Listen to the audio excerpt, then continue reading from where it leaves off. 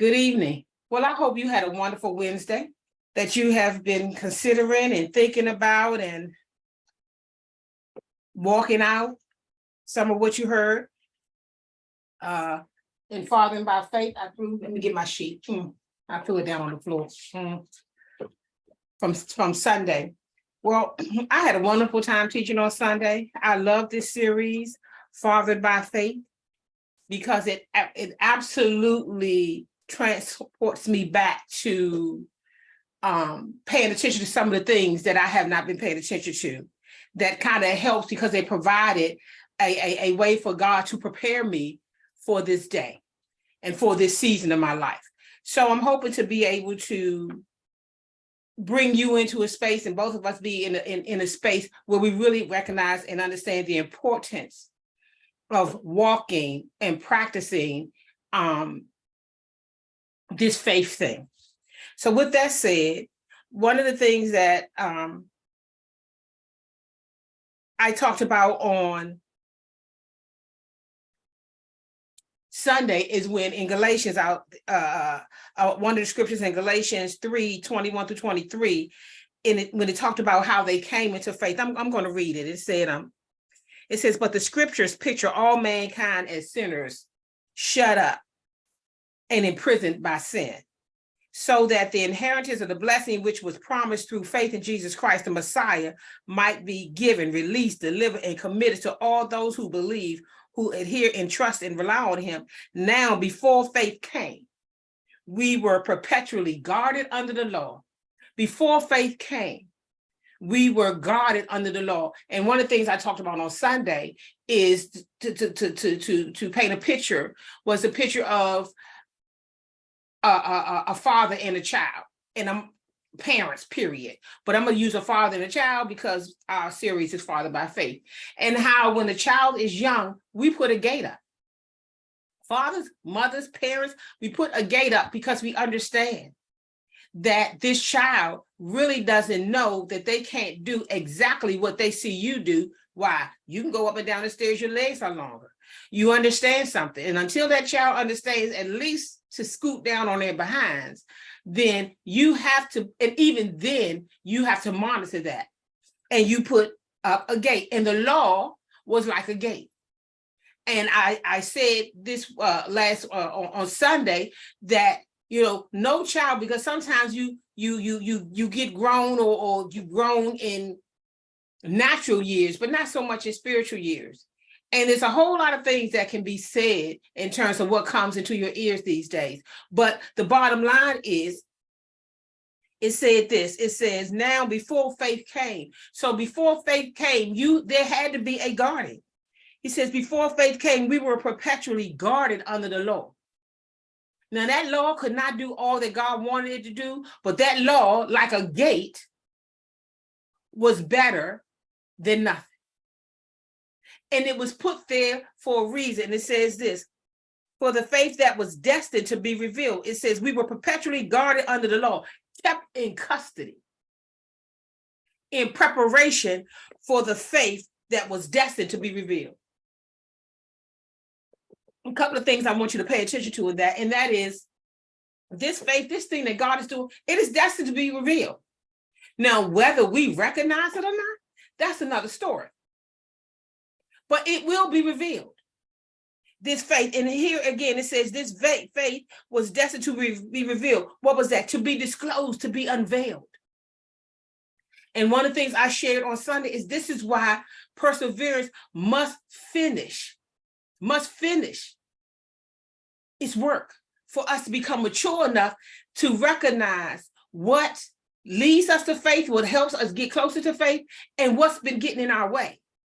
What's kept us from growing in faith, meaning trusting God more and more as we walk this walk out for the point of transformation.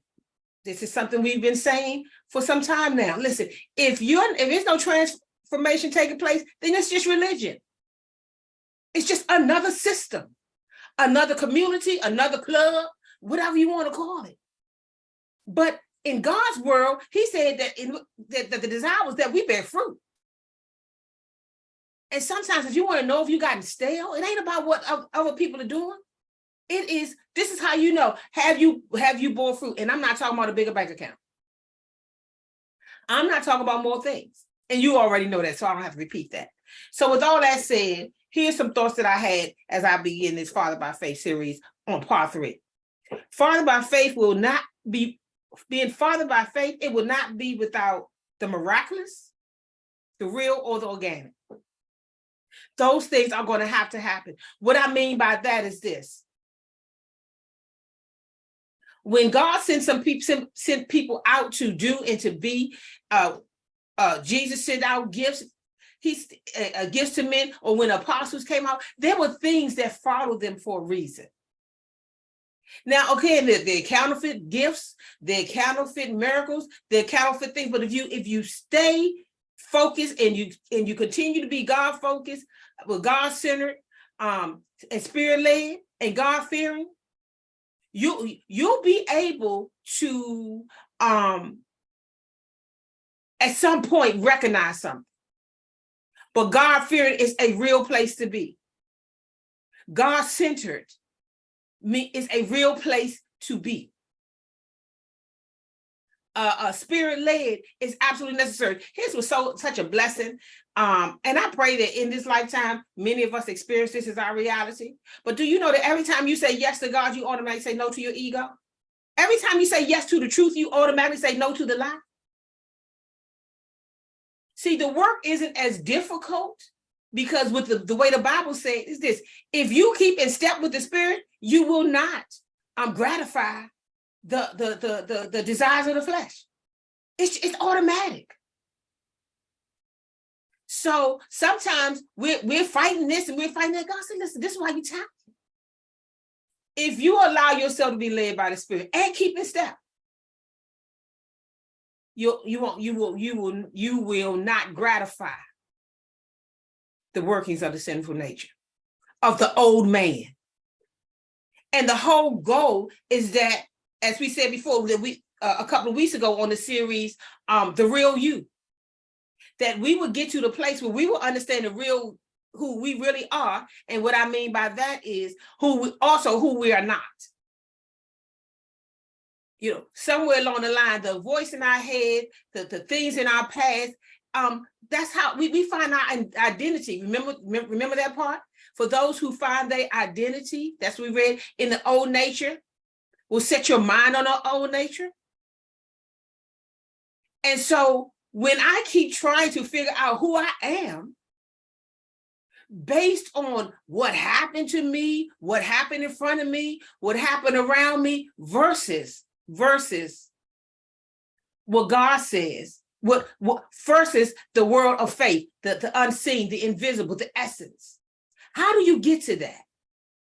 Well, I'm hoping to be able to help be a guide to that as God has guided me. Then I can share what I receive.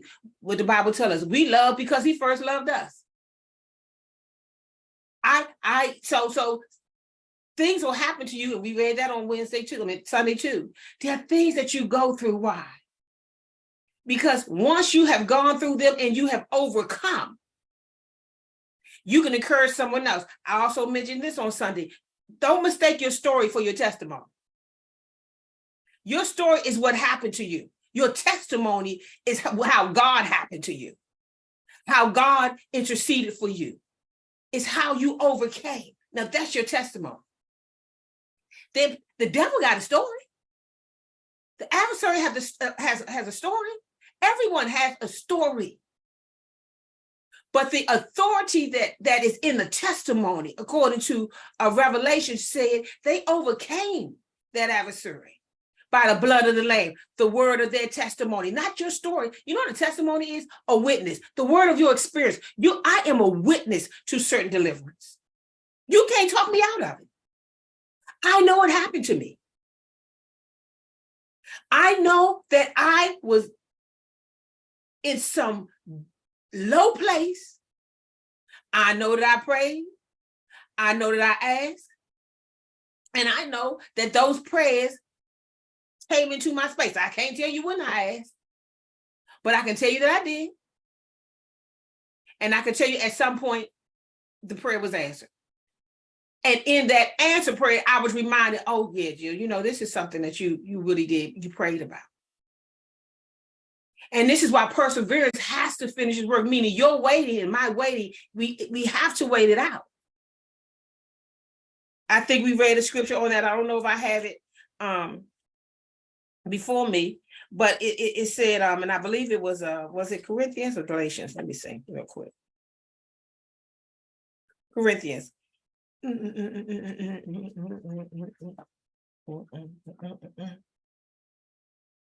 it has to be this one. Right. So Corinthians 1:8-11. This is what was shared that I think, you know, it's important for you to hear today. It says on verse 11, it says,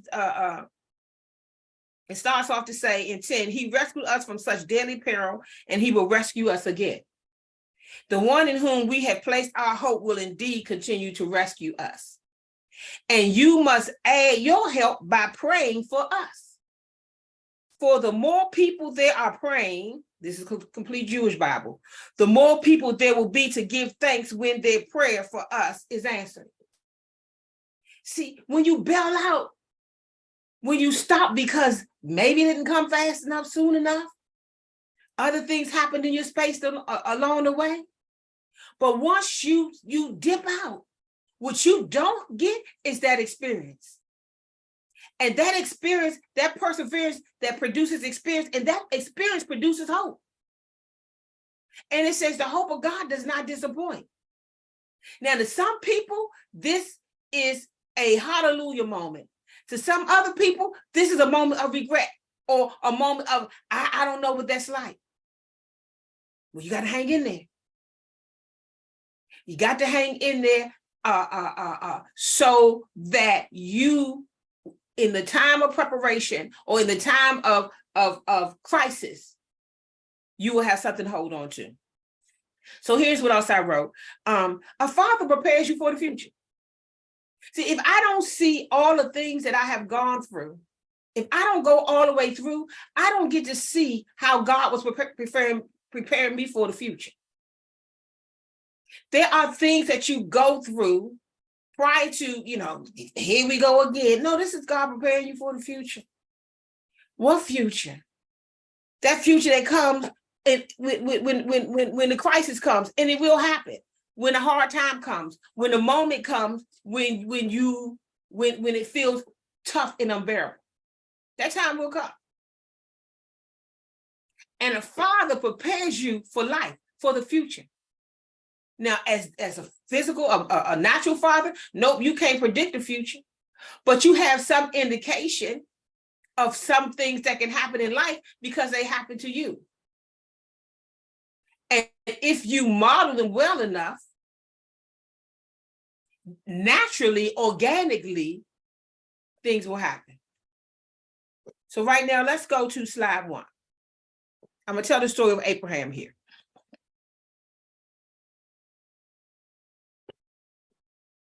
Read this with me. Now, after these things, God tested the faith and commitment of Abraham and said to him, Abraham, and he answered, here I am. Now, I want you to hear that after these things, prior to this moment, there were probably at least 9 other tests that Abraham went through. 9 other things, testings that he went through. I'm sharing that right now for the purposes of preparation, of you understanding Abraham being prepared. This may have been a tough rodeo, but this wasn't his first rodeo. His first opportunity, when you test the first opportunity for him to be able to identify the voice of his flesh and his will from the will of God and choose God. Sometimes he didn't. But nevertheless, if you don't choose something and you realize later that it wasn't the best choice, you get to learn from that. You get to learn from that, because at the end of the day, God is preparing you for the future. Here we go. Now, after these things, God tested the faith and commitment of Abraham and said to him, Abraham, and he answered, here I am. God said, take now your son, your only son of promise, whom you love, Isaac, and go to the region of Moriah and offer him there as a burnt offering on one of the mountains of which I should tell you. So Abraham got up early in the morning, saddled his donkey, and took two of his young men with him and his son Isaac. And he split the wood for the burnt offering. Look, listen, Abraham, understand this. Let me do what I got to do now. As far as I'm concerned, this is not, I know the steps in sacrificing an offering. I'm not going to wait till I get there to start splitting the wood. This is how God knows. This is how the Spirit of truth knows that you get it and you got it. Don't even have step on your way.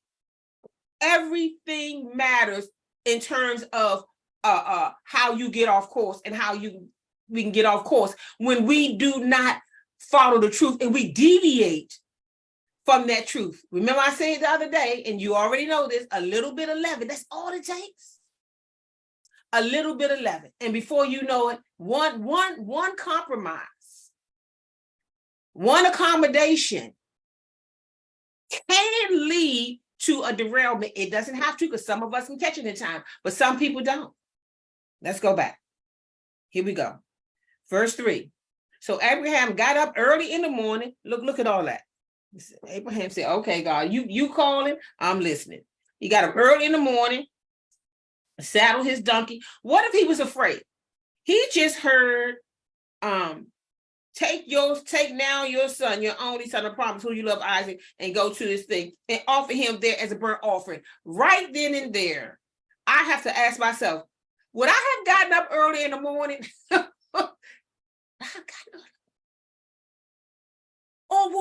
Or would depression had just weighed me down? Oh my goodness, what is this? What am I going to do to Isaac? What do I have to do? How am I going to explain this to Isaac? Take this down. I'm going to tell you something that a question I asked today. Then we're going to get back to this, because I think this right here was something else for me. So today I decided to search out, well, how old was Isaac? Y'all ready? In his 20s. Y'all ready? Somebody said between 20 and 30. So now Abraham has to tell not that 5 or 6 year old who is clueless in another way. No, this is a young adult. So, okay, I don't know about you. That's more pressure to me. What my son want? Okay, well, this is going to be a big piece of, I mean, this is a lot. You know, not that you want to do it when he was younger, but for us, we was like, oh, okay, yeah, he was young. He just followed his father up. No. So this put a whole nother twist on my story. When I finish this broadcast, I'm going to have to go sit with this a little while and think about the implications in my heart from a real person who has to follow these orders here, this command, this direction from God. Put it back up. Slide 1.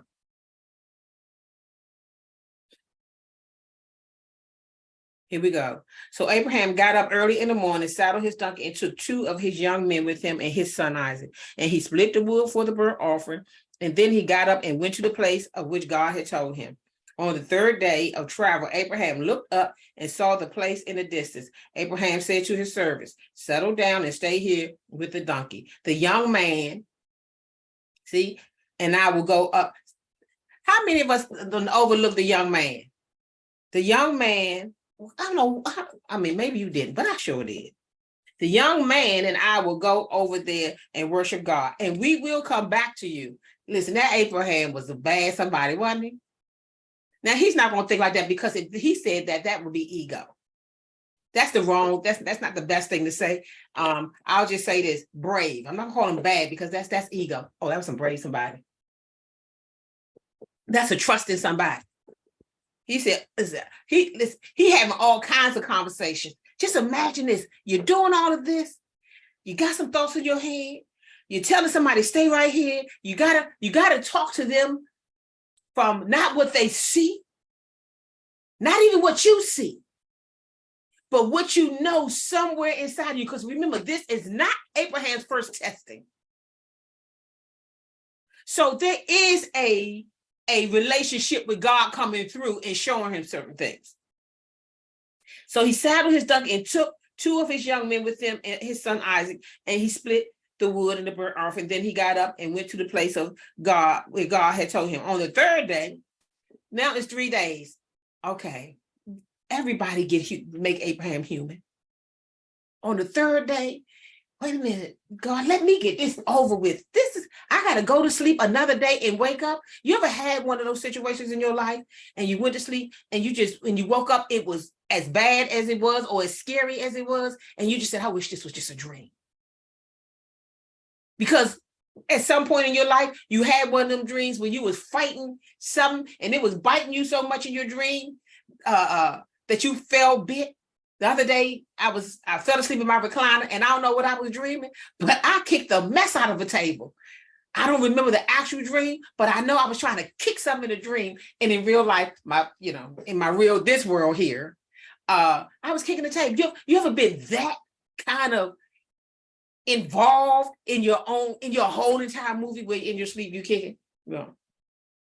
On the 3rd day, I imagine Abraham said, me understanding that it has been 3 days since I have known I had to do this. And I was hoping, God, in the first 5 hours, you was going to say, psych, we good. No, 3 days later, I still have to keep going. Heartbeats, anxieties, wonders, all of that can happen if Abraham had not allowed himself to be prepared, if he had not let something happen so that he can meet God in other miraculous ways, so that in this moment, he can rely on the kind of gods that can do miraculous things. Verse 4, on the 3rd day of travel, Abraham looked up and saw the place in the distance. Abraham said to his servants, settle down, stay here with the donkey. The young man and I will go over there and worship God, and we will come back to you. Then Abraham took the wood for the burnt offering and laid it on the shoulders of Isaac, his son. Oh, Lord. Oh, Abraham said, hey, God, I believe. Right now, I'm just going through the motion. Now, he's doing more than going through the motion, but he understands this thing, this life, this space, this substance, this form, that's not his highest authority. Abraham had an identity with God himself. He could identify with that other world, because otherwise, this is hard not just to do, but to talk through anyway.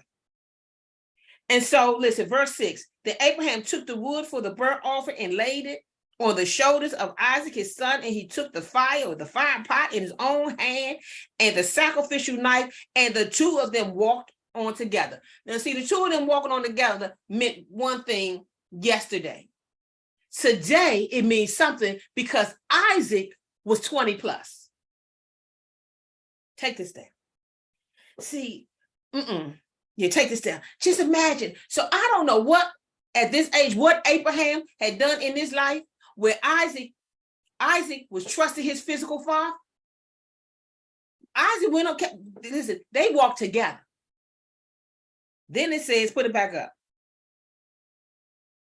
Now they walk together. Now Isaac about to ask that question. So of course I'm thinking of a little 8-year-old, some kid. No, this wasn't a kid. Here I am. And Isaac said to Abraham, my father. And he said, here I am, my son. Isaac said, look, the fire and the wood, but where is the lamb for the burnt offering? See how you answer your children when you know they ought to be nervous, they might be a bit anxious, you think something may happen, you feel a little something, they feel a little something. How you answer in that moment can make a big difference. Here we go. Abraham said, my son, God will provide for himself a lamb for the burnt offering. So the 2 walked on together. Look at that right there.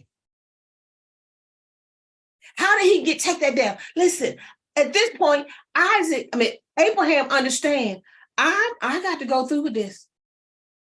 You know how many things,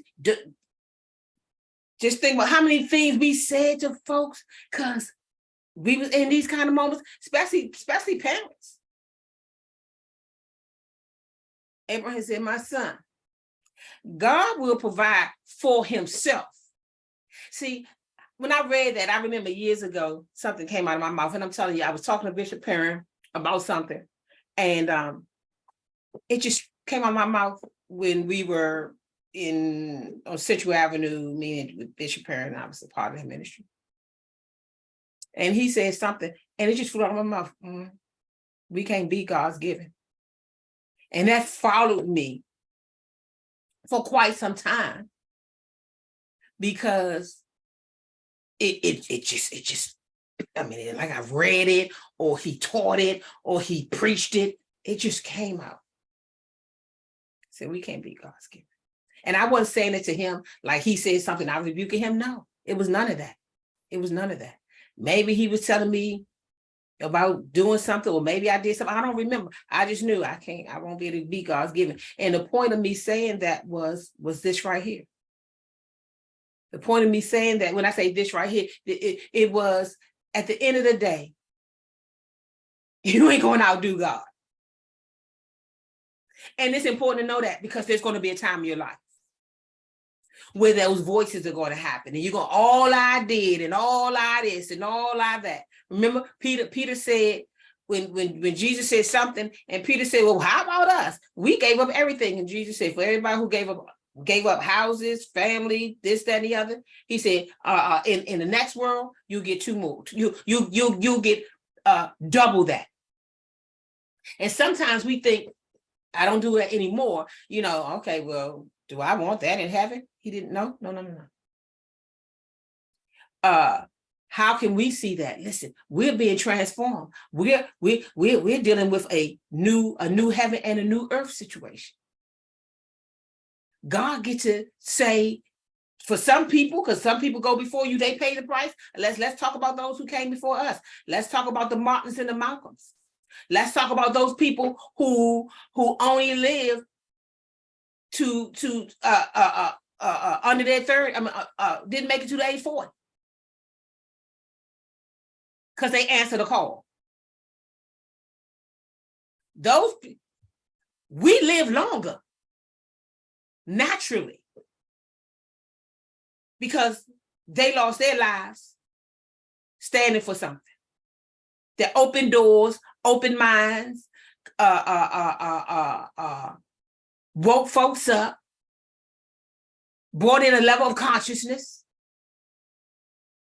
And so there will be that moment where, yeah, okay, God, ain't nobody gonna beat your giving. So he said, Abraham said, my son, God will provide for himself a lamb for the burnt offering. So the two of them walk together. See, by now, Abraham has not done that, had real encounters with God, to the point that he understood enough to know that if this is a child of promise, and a whole bunch of people going to come from him, like you said, I don't know what you're going to do, but you're going to do something. This is not going to end here. It can't. Abraham understood it could not end there, because to end Isaac's life would have been to cancel out God's promise about all that he was going to do through Isaac. And Abraham had to do that. Hebrews, I don't have a slide for this, but 11:17-20 says this. Now, this is in the New Testament, and someone is telling this story.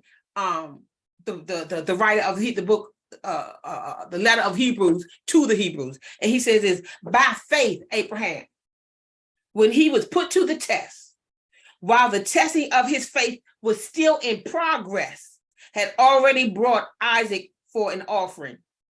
He who had gladly received and welcomed God's promises was ready to sacrifice his only son,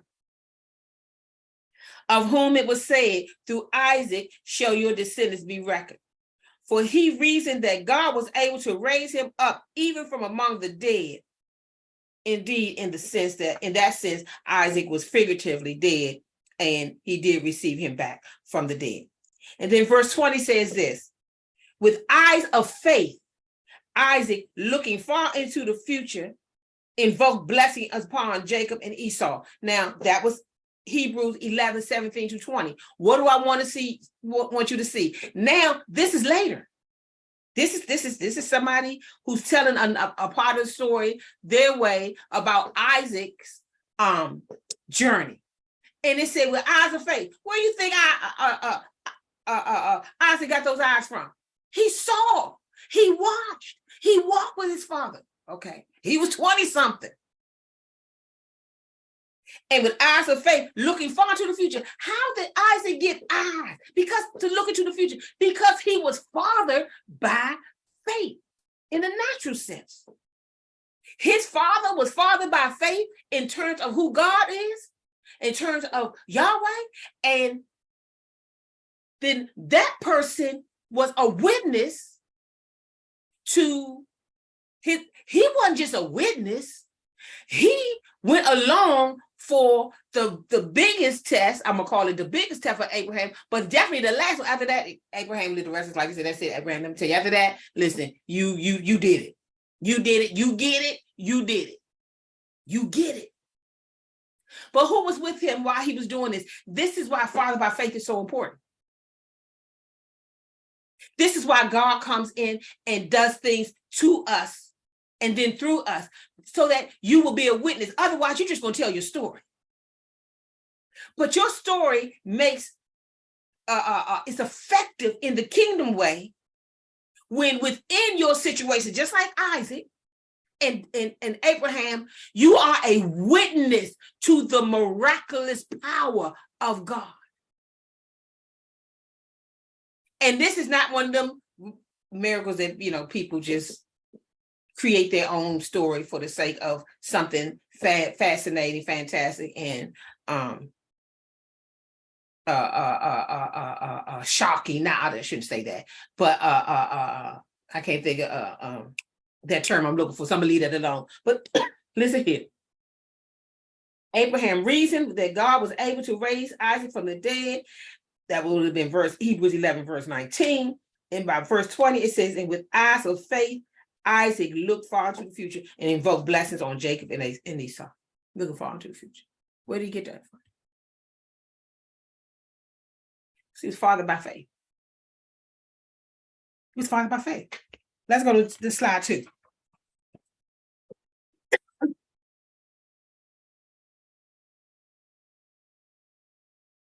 Still continuing in Genesis 22. Excuse me. Read it with me. When they came to the place of which God had told him, Abraham built an altar there and arranged the wood. And bound Isaac his son. Now listen to this now, people. Isaac is not 8. He's not 3, 4, 5, 6, 7, and 8. He's in his 20s. Isaac is letting this happen to himself. That's such another something else for me. Like I said, I almost want to just stop this and go read it and just let myself sit in that truth and say, wait a minute now. Isaac didn't go up there blind, nor young, nor baby. Here we go. When they came to the place of which God had told him, Abraham built an altar there and arranged the wood and bound Isaac his son and placed him on the altar. I'm just trying to say. I mean, was Isaac 6 feet, 5 feet? 5 foot, 5'7"? He was in his 20s. Can you imagine that? See, I want you to see how committed Abraham was to walk this thing out in front of his son and with his son. His father by faith. That's why God will walk it out with you. If you don't get off course, you might see this and you might get to a certain place. Here we go. We say he bound Isaac, his son, and placed him on an altar on top of the wood. Abraham reached out his hand and took the knife to kill his son. I mean, this is a lot. This is a lot of faith, man. Trust. But the angel of the Lord called to him from heaven and said, Abraham, Abraham. He answered, here I am. The Lord said, do not reach out with the knife in your hand against the boy and do nothing to harm him. For now I know, wait a minute. For now I know that you fear God. You want that God-fearing test? It's more than the word, people. God-fearing, God-centered, spirit-led, those are not slogans. Changing lives from the inside out, that's not a slogan. All of these things have real spiritual, life-changing energy, God idea associated with it. Have an authority from something that is beyond this human power. But you got to believe that. And you believe that with your feet, not just with your mouth, with your feet. As you walk in the ways of God. Here we go. It says this, verse 12. The Lord said, do not reach out with the knife in your hand against the boy, and do nothing to harm him, for now I know that you fear God with reverence and profound respect.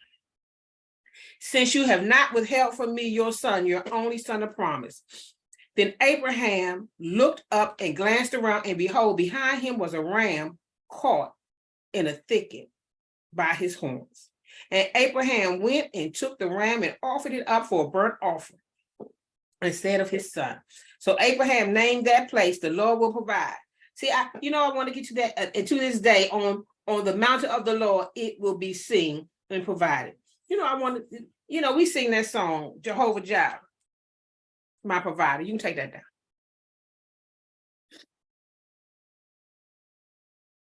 We sing that song. But this was an experience. This wasn't a sermon. This wasn't a song. This was an experience. God actually did provide. And if you don't I see people that say God's going to provide, but when they get in a jam, they want to start dealing up under the table. You want to do these things that's right on the line. And the reason why I know it's on the line, because this is how I know not to do certain things. Because if I feel like I need to keep this a bunch of a secret, then I need to ask myself, where am I with this? The Lord will provide. Do you believe that? See, when I know the Lord will provide and I live like that, I don't have to be slick. Why would I need to be slick if the Lord will provide?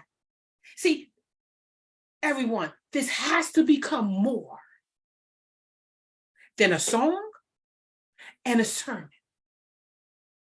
So that when you say to whomever God brings into your space and life brings into your space, the Lord will provide, you will be speaking as a witness, not just telling the story, but as a witness. And see, because when you speak as a witness, sometimes you get to telling your story, or when you get to doing things, it gets scary. Or when you are walking in a new way with God, it gets scary. And it's important that you let yourself be that witness for this reason. Because along the way, as it said, while Abraham was trying to find that, he was in the process. Already in the process of testing. So here all of this is coming, and he just came out of something. And so it's important because that's how life happens. I wrote this note for myself. This is not a throne. This is an execution stake. This base, this level of a surrender to God, it's not a throne. And sometimes we think that it's a throne. We think that this is something that you want to do until the real stuff show up. When God starts positioning you to question your attachments. See, that Abraham that was a test of attachments. Abraham, how attached are you to how attached are you to this? How attached are you to that story, the way you believe the story that I told you, Abraham? Because when God is talking to Abraham, if that story to Abraham about Isaac is a means to an end, then when life comes back, the God of the hills and valley, okay, hills and valley. When that moment comes, the execution state, and that moment comes, you realize this is no throne. This is God saying, okay, what is in your space that you love more than me? How much, listen to me, people, because I got something really good to show you. So I'm gonna have to hurry up now. Well, I gotta get past this. But listen, how many of you stuck on your story?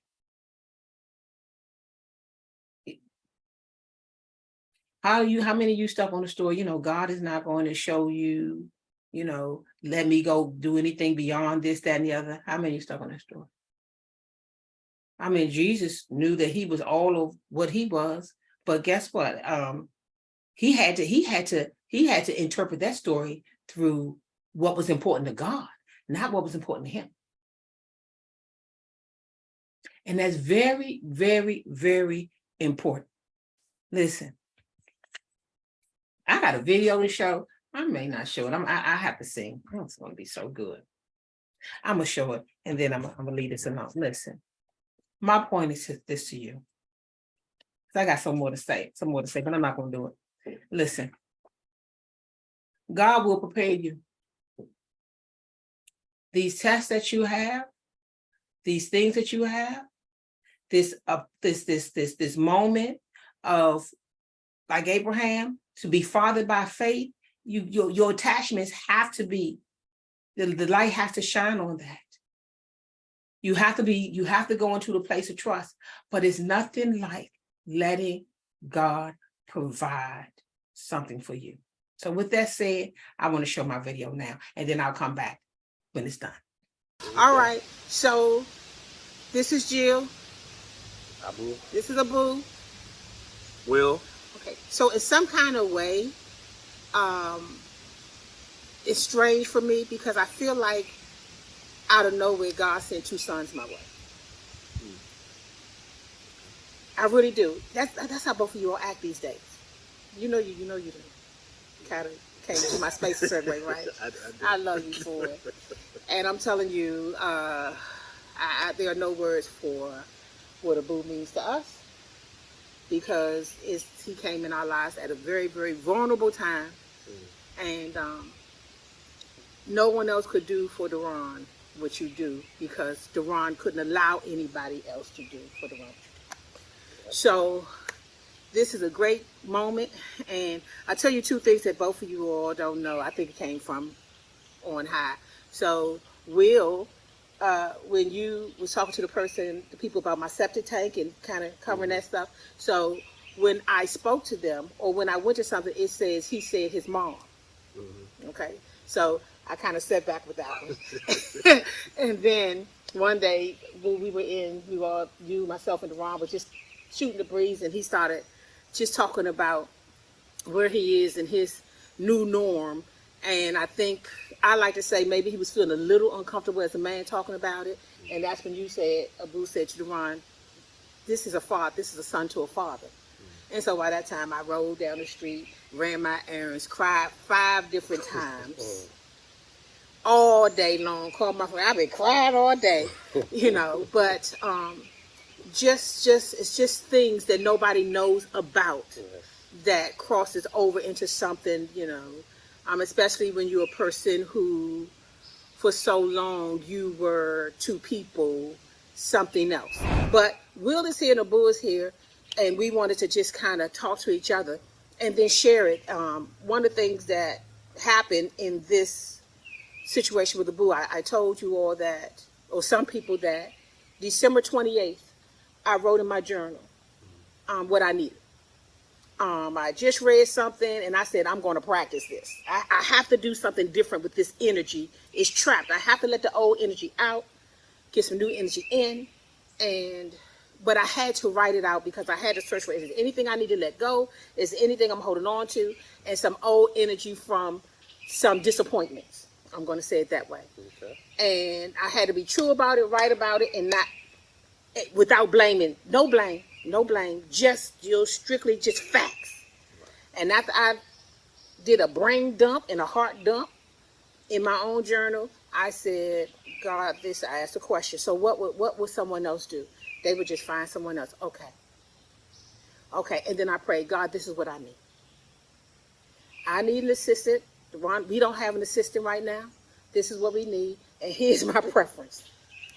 That they be from Africa, African descent, or African descent. It's written December 28th. That's how I know that. That's what I said. And strong. That's what I said. I need that in order to continue what you called us to do, God. March? Was it February, January? Mm-hmm. Maybe what, like February? February. February. Yes. Something else happened. I reached out to care.com. Something crazy happened. Not crazy. Something different happened where they said your profile got booted out. You got to start all over again. That added stress to my already sort of kind of stressful life. And then I went back in the program to do it again. In the booth, you had responded. I made the phone call that day. He came that day. And ever since, it's been this. Okay, so that's another phase, right? So then, I don't have my certificate with me, but I do have it. So I did my African ancestry in in July 2007. It came back. Judith from Sierra Leone, my African, and Madinka tribe. So we were talking last week. Habu is from Sierra Leone, so that was already something. Mm-hmm. And then he said Mandingo, but I didn't know that Mandingo and Mandinka was like connected some kind of way. Okay. So I went and got my little certificate and said, this is what it said, little Timney here, but it said Mandinka, it didn't say Mandingo. He said, oh, no, that's the same. But before that, like I said, all them tear gushers, you just say it, hey, Jill, this tribe is lion. It means lion and not Eli. You told me that kind of thing, And this is what he said. And the deal is they don't back down. So by this time, I'm practically growing a tail in a mane. So anyway, it's just joyful to just have things that come into your space, to have sincere people come into your space, and then this connection came from all of that to this part right here. Yeah. Africa, Sierra Leone. Yep. Mandinga. Yes. You shared with me some things way, way back before any of these things, before the Sun talk, before he knew that I did ministry. He knew none of that because I didn't tell that story. Yes. And we just kind of went from there, and you told me some things. You remember some of the things that we talked about?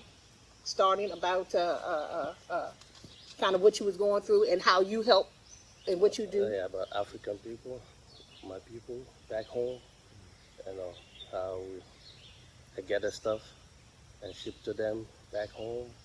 And I even stopped by those yellow and blue things they put on the street, like picked up clothes. Yeah, the ones at the supermarket where they have the clothes. The donation boxes and all that.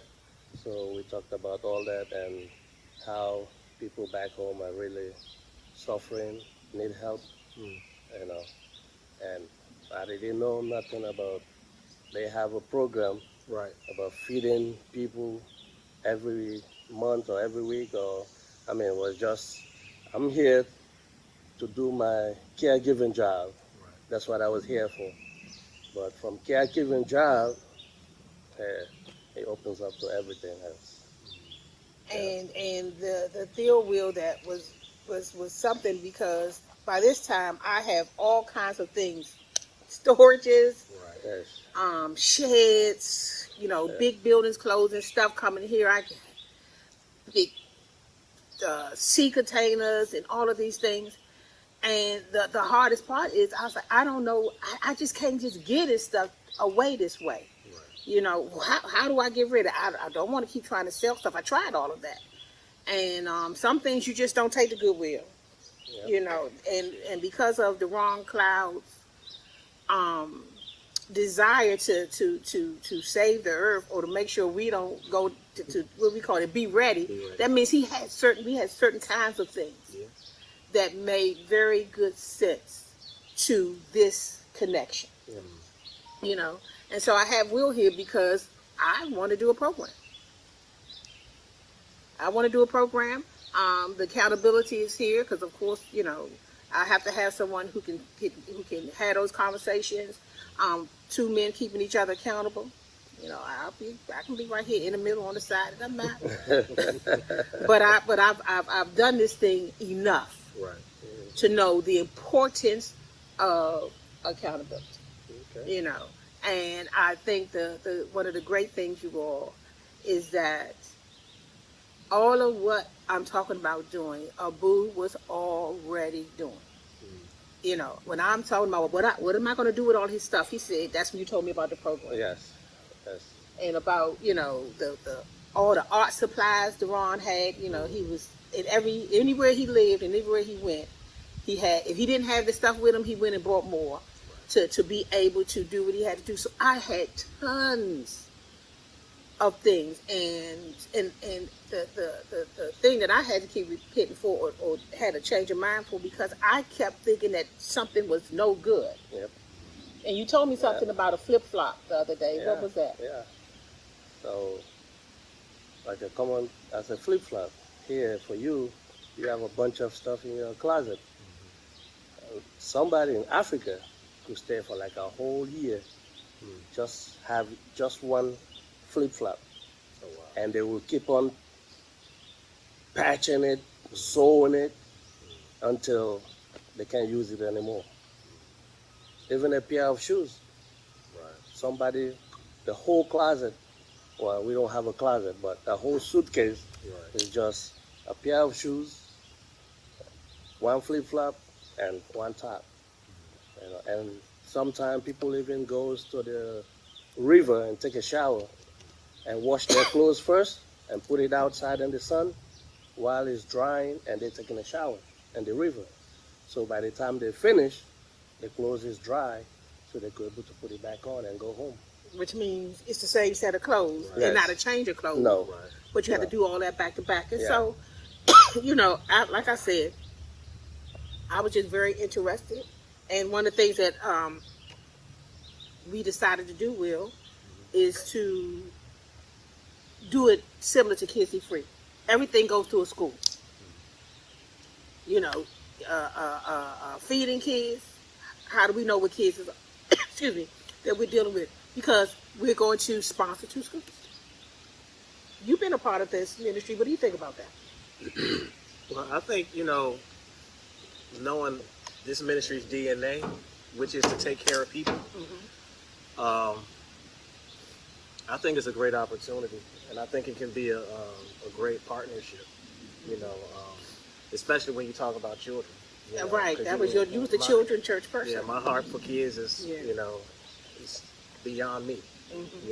and so, I mean, anything I can do, or, I'm willing to be a part of. I'm willing to take points, write, send, ship, whatever I got to do, because, I mean, even from all the people that's already in the congregation, I can guarantee you everybody got stuff that they just not using. You know what I mean? Right. That could be beneficial to somebody else. Right. Yeah. And so it's just a matter of organization and accountability, like she said. Yeah. Yeah.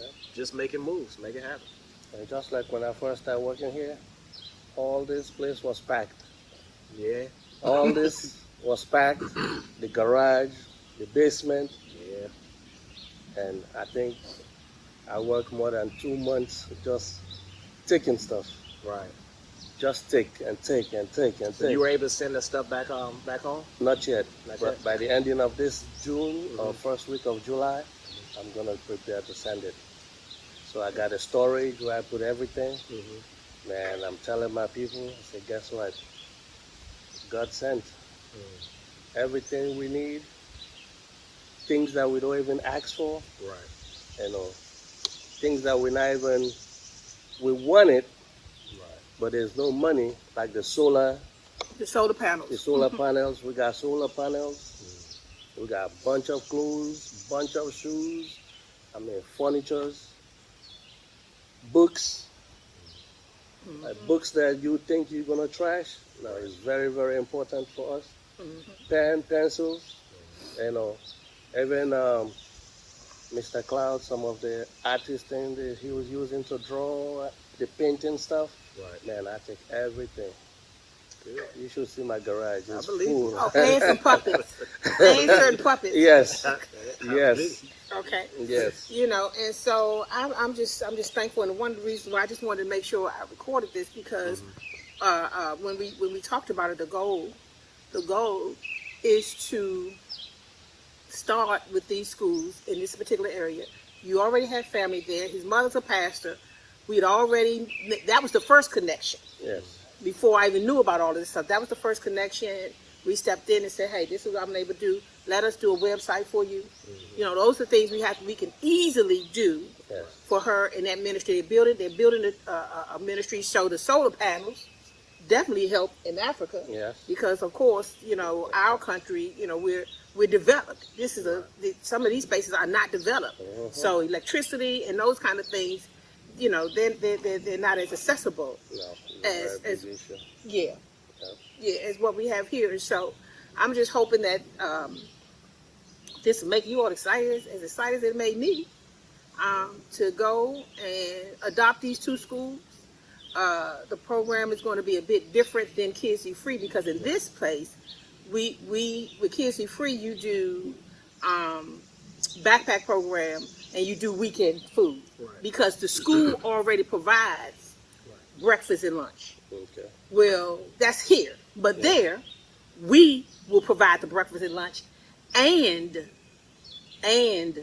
the weekend food. So that one of the things that really touched my heart too, Abu, when you told me that some kids don't go to school because they don't have uniforms, they don't have school fees. Yes.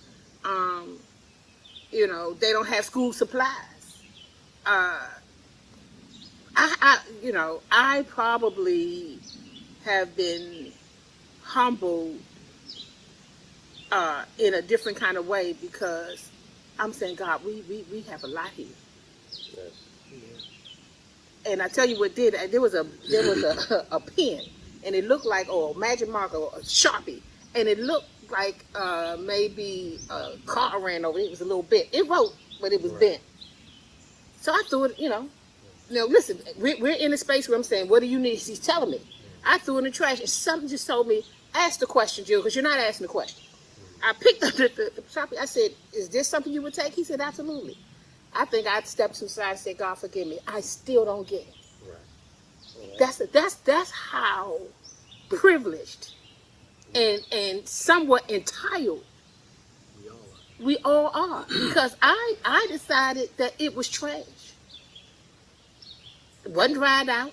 But it looked tore up to me. So I'm just hoping that there's somebody out there to say, you know what,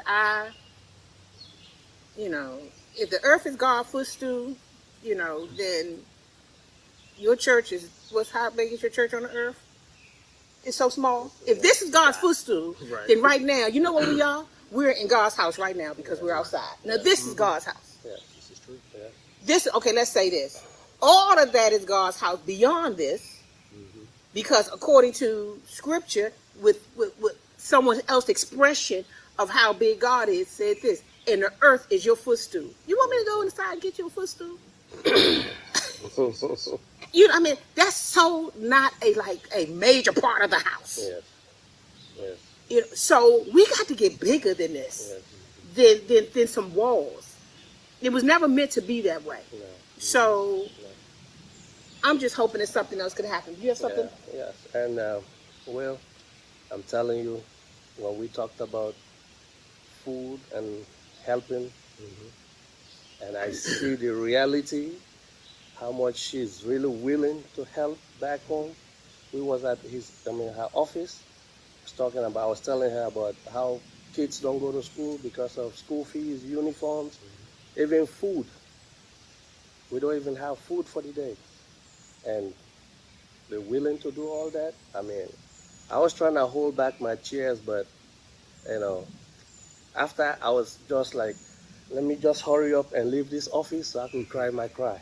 You know, you look like you was trying to leave. I almost took that Yes. personally. I was like, am I talking too much? Yes. Okay, so now I know. Yes, because Running from the tears. everything was so emotional, Right. and we never have that opportunity from people or from anybody else. Africa here, you know, I was by myself just, oh, this is good, this is good, this is good, and send it back home and help people.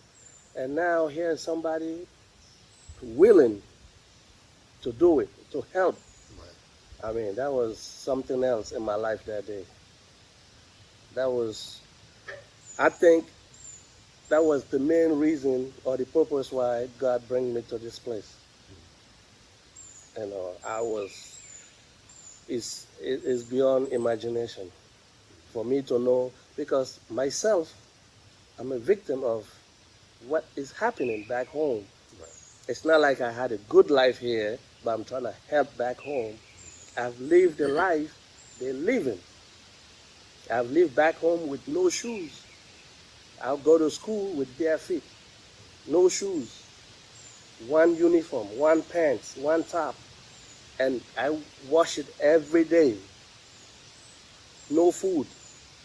I'll leave home like 7 o'clock in the morning, go to school, come out, lunch, go back to school. No food, no lunch, no breakfast, just one meal a day. You know, and for me to hear that somebody is helping my people, Our people. our people, thank you.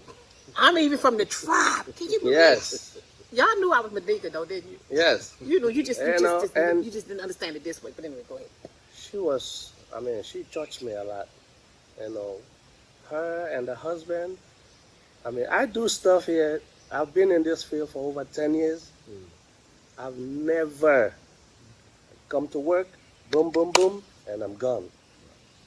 But I come here, I told her the other day, I said, I feel like I'm home. He did. I don't feel like going home. You know, I come here, you don't even have to ask me. I do whatever I want to do. This is my place. You know, and when Mr. Cloud was feeling some kind of way, I said, listen, don't look at me as your nurse or just somebody that's going to come here and just give care to you. I'm your son. You don't have to say anything. Ooh, please. You know, I said, this is like a father to a son. You know, I'll take this any level. You know, I don't have no boundaries. And with everything they did for us and my people back home, man, I just want to thank them. I just want to thank them. And the reason why I think this is so important because it's all organic. Right. It's organic. You know, right now a lot of the story is about my connection with the boo and just how I just decided, you know, to follow scripture and said, listen, Jude, why are you angry? Why are you feeling? Why are you scared? God, I'm scared. Ask me. You're looking for something. You're looking for something new in this old space. Right. You know, but you're going to the old to get to somewhere else, and it just didn't work. And for this is what I need, and this is what I want, and make specifically ask what you want. And I'm not asking, you know, I've heard that before, Will, but people tell me if you want a car, ask for a red one so you don't get a blue one. I can't do that. Let me put my glasses back on so I don't see my eyes. No teeth. You know, not that. I mean, this is this is just huge. I feel like I've changed so much from so many things going on, even the reconnection, this level of connection with Will. That story will be shared one of these days, but it was a very stumbling into. I called him one day and say, Will, listen, what do you think about this particular thing? And you like, I was already on the fence with God, not on the fence, but just in a space. And so, and I was like, well, I don't know how to ask this question. I don't know how to ask it. And then you called me back and said, no, you couldn't ask it, but this is what it is, because you was already housing it. You had to be ready. So many things have happened, and all I can say is, in with all of that, somehow I got all of these things that I needed, and I got two sons, two people who unsolicited, Yep. who know me as Jill the person, Yes. not their leader, not their something, not their pastor, not their woman of God, just Jill the person. Yep. And saw my needs as Jill the person. As Jill the person. So it's all organic, and I pray that, during this time there's something that you would like to do that's bigger than just going to hear one more sermon. Until I be that. And I'm glad that, and I'm at this time in my life that I get an opportunity to do it, because Deron did all this. Right. He did all this. He stormed South Africa. Right. He blew in there and to make the kind of difference that he was able to make. And I'm just glad to be in this position. And I just, like I said, wanted to record it, put it on tape, get you on to meet the people who I know that I will be leaning on one way or the other pretty hard. The great thing is you live here. Yep. So we don't have to, in South Africa, when we did that, we had to, somebody that was living in South Africa did all the moving around, the moving and shaking and helping things get done. But, I thank God for giving me this gift as a person who didn't know what to say, because they didn't know I was watching. And, so all of the things that came out that was not said because I sent some kind of signal that I had this kind of need or I had this kind of stuff. Yeah. None of that. And when it happens this way, you can trust. Yeah, and that's what makes it more powerful, because I came here for one reason, and it turned out to be a blessing for many other reasons. It's nothing like we have to plan. It was nothing planned. It was all God work. Mm-hmm. Everything just have to fall into place for us to be where we are today. So I just hope that we all open up our hearts and open up our minds so we can get this world in the kind of shape that God wants us to, that God intended us to do, Yes. And that is to be a light and to keep our light on. And the only, I like what you said, Will. You talked not too long ago, and you said about joy. Joy is always there. It's complaining that's like kryptonite. It is what, and so it's the same thing. Somehow the darkness. I don't know how we think we're gonna conquer it. I don't know how much celebrating in church is going to do that. But I just think that you're the light of the world. The world. It's everybody. You're the light. And I hope you keep your light on. So I did a whole bunch of talking. This is Will. This is Abu. Yes. I'm so glad for these gifts God gave me that I didn't know to ask for, but only God knows. And the last but not the least, we was talking in the kitchen about her being a Madingo, and then from Sierra Leone. And then I was telling her that we are like a lion in the jungle, that we never back down for nothing. I mean, she was like, So now I start to see where it's coming out from. Right. I said, that's her. Yeah, you'll never back down. And I was telling her that my mom was telling me that in the real life, if I have to come face to face with a lion, the lion will lay down, and we don't eat lion meat. Right. So if we eat the lion meat, it's gonna react on our skin. Like you eat something that's not good for you, that's how it's gonna react. But whatever is in front of you, you're not afraid to take over it. Something like that. Yes. Something like that. I'm so thankful right now for the day Yes. to be able to do this. So, Will, tell me something, because I want to hear your voice on here too. Yes. Tell you something. Why are about- you here? Why are you here? Why did you come here right now? Well, couple reasons. Number one, my love for you and for Duran. Yes. Y'all mean more to me than I'm not even gonna go there. You just know you are loved. Yeah. And I needed to hear for myself also. I needed to put a face, because we've talked, you and I, about this. But I needed to put a face because I love you guys. As a son, I need to put a face to who you talking to. You know, Yes. who's this other person? Yes. You know, I don't need to know all your business. You know what I'm saying? But to be in the space as a protector, Yeah. as someone that loves, and I wanted to meet you as a person. You know, I wanted to not just put a face to the mission, but also, hear your voice, because, like in this moment in and of itself, I don't get certain things until I'm actually able to feel your presence. That's right. I don't get certain answers that I don't even know the questions that I'm asking myself about the whole situation, or about, what forward looks like, until I get to feel the energy that you emit off of yourself, and your spirit touch my spirit. And I hear it through your voice, and, just through your presence, and watching you all's interaction, and being in this space. Right. Because my role around here is different. So I don't get to see the space that you get to see. Yeah. So, and I don't, but I know the value of it, and I appreciate you, Thank you. brother to brother. Yes. And having never met you, I thank you and know that I love you from the bottom of my heart. Yes. Thank you. You I know, really look at me. appreciate- Look at me when I say I it. Don't really- look down. Look right I here. really, really appreciate. I mean that. I appreciate it. You will never understand.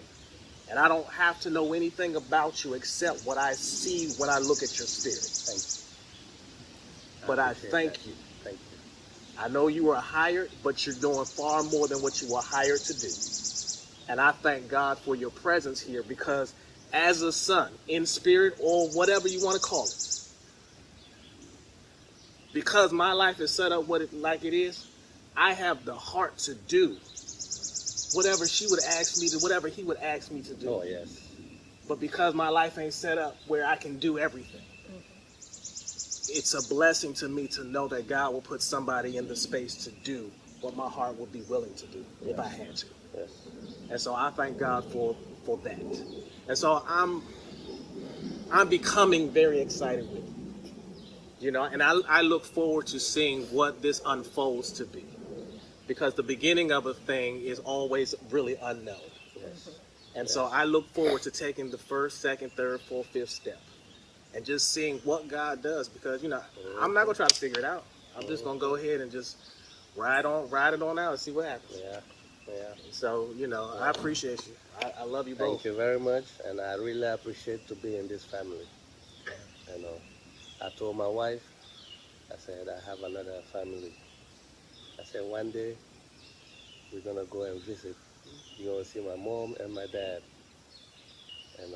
And even this morning, Mr. Cloud is saying, Abu, I know what you're doing. You're getting paid for it, but I just want you to know I really, really appreciate you, and I thank you. I said, I already know that. Yes. And I'll end on this very funny note. When the boo walks in, he says, Ron, are you happy to see your best friend?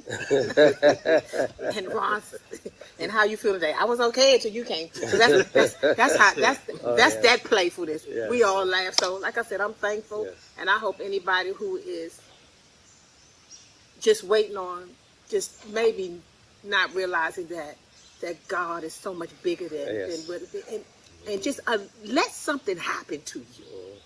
Let it happen to you. And letting it happen to you means it has to have space to happen to you. You know, your mind has to be more open for something to happen to you. So I'm really thankful. I would normally pray, but let me tell you what I thought was the best prayer, those two hands shaking. Yes. I think that was the most sincerest, Yes. grounded, necessary piece of exchange of energy, the connection of true energy and what love has to look like in the beginning of developing into more love. So that's it for us. That's it for me. Thank you, brothers, Thank you. sons. Thank I you. really Thank you. appreciate it. And Deron, he really does appreciate this one right here because, he gets to be himself. He Yes. gets to be Andre. Yes. Deron may have been more of a stage name or the presence that you all know. He Yes. gets to be Andre. Yep. And I'm so thankful for that.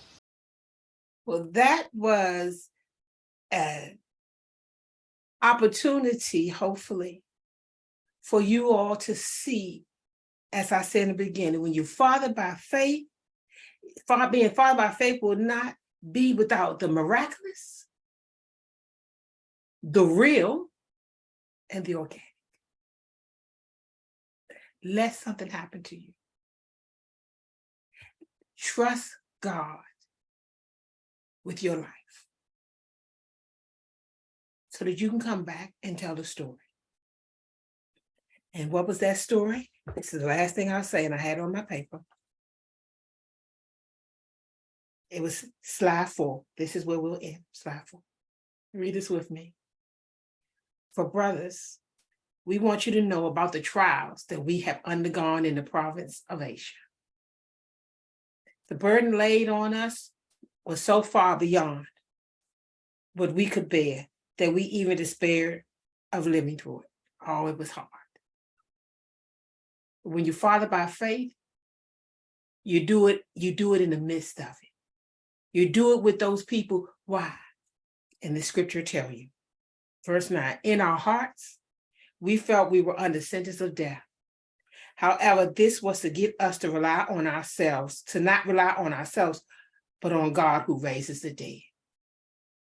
You got to die for God to raise you from the dead. Something's got to die. Some there is a detachment from something that you may be so terribly attached to. And I'm not talking about church. I'm talking about community. Most of the time it's personal. Verse 10, he rescued us from such deadly peril. And he will rescue us again. The one in whom we have placed our hope will indeed continue to rescue us. And you must add your help by praying for us. For the more people they are praying, the more people there will be to give thanks when their prayer for us is answered. God is working the miraculous in our space. In our space, not just Jill and Deron's, in our space. Let him do it. Amen. God bless you.